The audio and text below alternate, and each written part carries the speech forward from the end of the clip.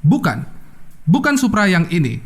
Kali ini kita akan membahas Supra yang memiliki sejarah panjang bagi sebagian masyarakat di Indonesia. Honda Supra merupakan salah satu motor yang memiliki sejarah yang paling panjang di Indonesia.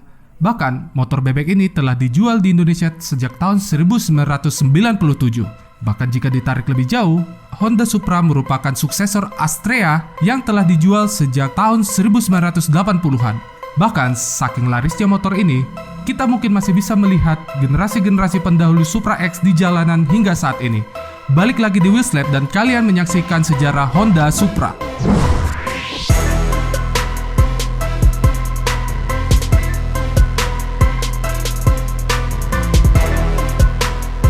Kemunculan Honda Supra di Indonesia ditandai dengan kehadiran Astrea Supra yang mulai dijual pada tahun 1997. Honda pertama kali menjual Astrea Supra sebagai suksesor dari Astrea Legenda yang telah dijual pada tahun 1996.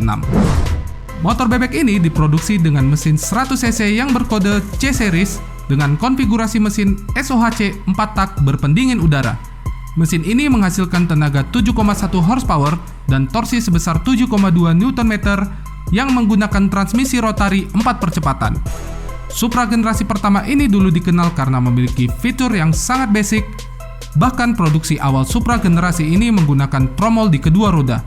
Meskipun memiliki fitur yang sangat pas-pasan, harga jual motor ini cukup murah dan terkenal sangat irit di zamannya. Tetapi, Astrea Supra generasi pertama ini tidak begitu laris di pasaran. Hal ini disebabkan karena krisis moneter yang terjadi di Indonesia pada tahun 1997 dan 1998.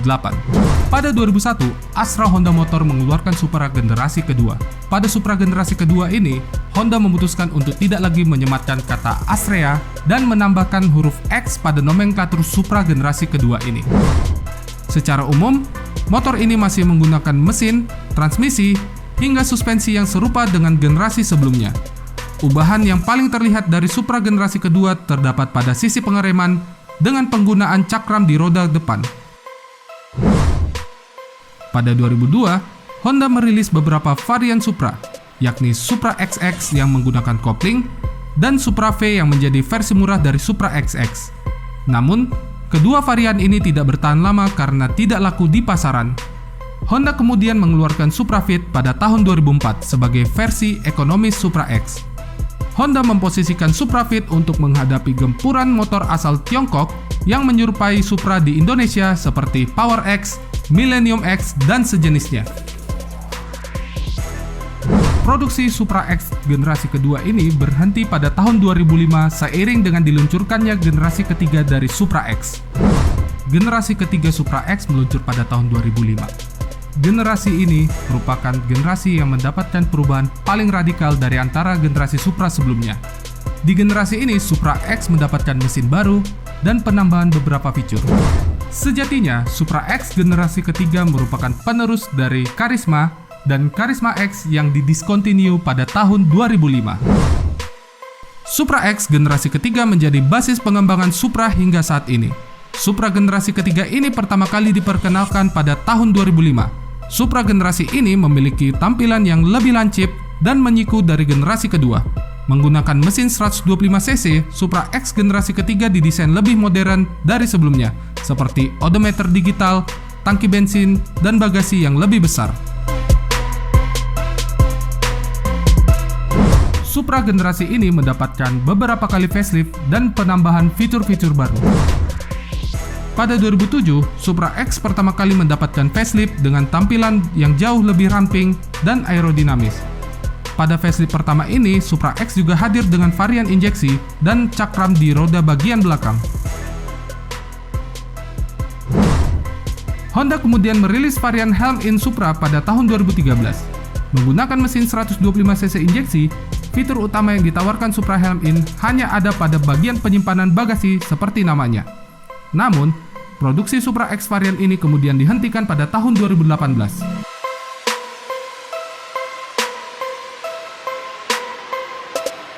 Sementara itu, versi hemat Supra generasi ini masih diproduksi dalam bentuk Supra Fit yang kemudian diteruskan oleh Fit S dan Fit X sebelum melahirkan Honda Revo pada tahun 2008.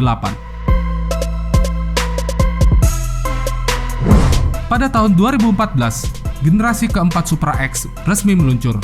Supra X generasi keempat ini mendapatkan desain dan konsep bodi yang berbeda dengan generasi sebelumnya. Supra X generasi keempat hanya dijual dengan varian mesin injeksi Honda PGM-FI. Penggunaan teknologi ini membuat mesin Honda ini mampu menghasilkan tenaga sebesar 10 horsepower dengan torsi puncak 9,3 Nm. Honda juga memberikan bagasi dengan kapasitas 7 liter dan soket charger di dalamnya. Pada Juni 2016, Astra Honda Motor merilis Supra GT-R yang merupakan versi touring dari Honda Supra. Honda Supra GT-R ini menggunakan konfigurasi mesin 150cc dan transmisi 6 percepatan kopling. Honda Supra GT-R ini sejatinya bersaing dengan Yamaha MX King. Namun, Supra GT-R memiliki basis yang berbeda dari Supra X125. Motor bebek touring ini justru menggunakan basis Honda Sonic yang kelasnya berada di atas Honda Supra. Bermesin 150cc, Supra GT-R memiliki tenaga sebesar 15,78 horsepower dan torsi sebesar 13,5 Nm 6 percepatan.